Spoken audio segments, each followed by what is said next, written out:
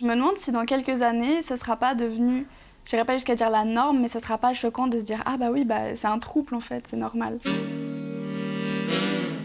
C'est un ménage à trois alors? Ouais, c'est ça. Ah ouais, d'accord. Enfin, ça serait intéressant. Et puis une femme avec 2 hommes? Mais pourquoi pas? Avec vous, là, maintenant, je découvre un monde qu'il faudra que j'explore, c'est ça? Moi, ce que j'aimerais, c'est qu'il y a le même nombre d'hommes et le même nombre de femmes. Ah, comme ça, il y en aurait chacun qui en aurait un.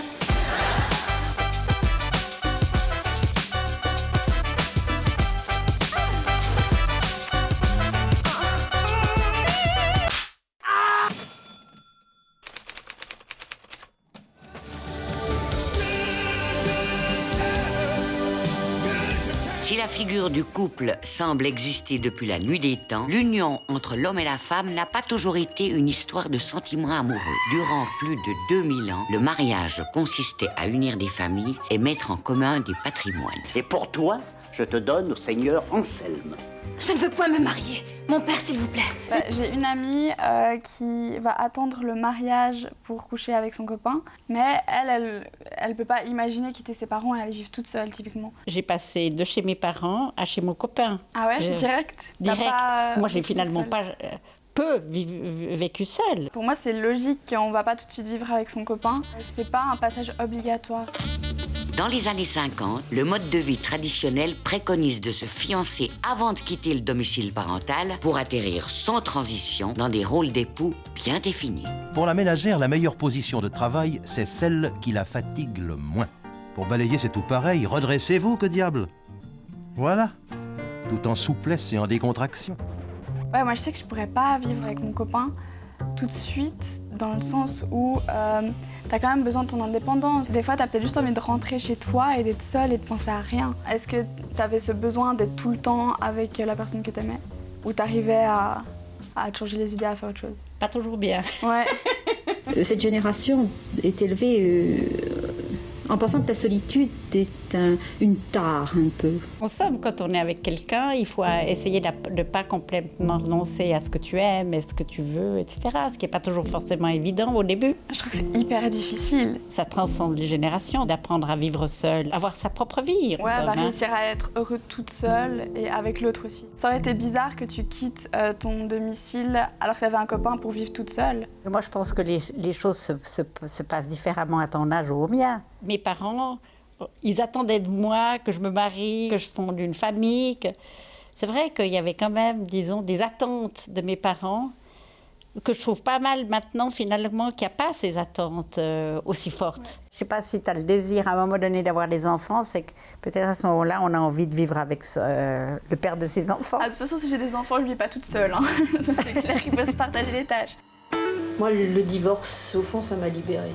Depuis les années 70, l'idée du couple n'a cessé d'évoluer. L'augmentation du nombre de divorces, les naissances hors mariage et l'essor de l'union libre mettent à mal l'idée du couple unique qui dure pour la vie.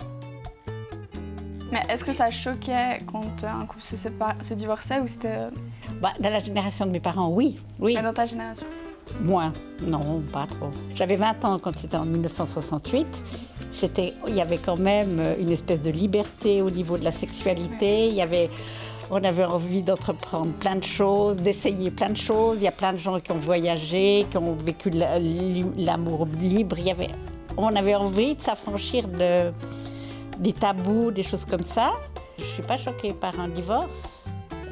Mais que mes parents, pour eux, c'était quelque chose. On restait. D'abord, ma mère, elle a pas beaucoup travaillé, donc c'est compliqué de s'assumer toute seule. Tandis que moi, qui ai travaillé, etc., j'ai pas divorcé, mais disons, j'aurais pu divorcer. Ouais.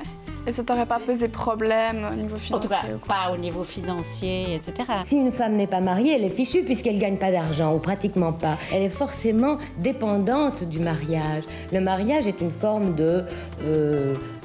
disons, pour prendre un mot énorme, mais une forme de prostitution.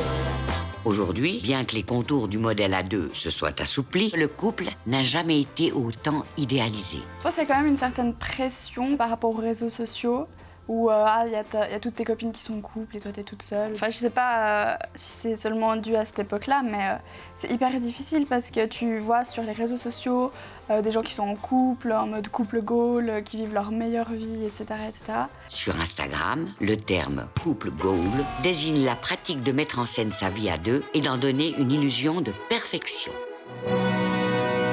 Maintenant, rien qu'avec les applications de rencontres, on peut s'appeler, s'envoyer des vidéos, enfin on est tout le temps connectés. Mais je pense que ça peut aussi être le risque parce qu'on s'écrit tout le temps. Et au bout d'un moment, il y a saturation. Enfin, je sais pas comment toi c'était avec tes anciens amours. Bah écoute, moi je dirais qu'il y avait le téléphone et puis les lettres. J'ai passé par exemple 6 semaines en Allemagne. Le téléphone était relativement cher, donc on s'écrivait. C'est hyper romantique. C'est très romantique.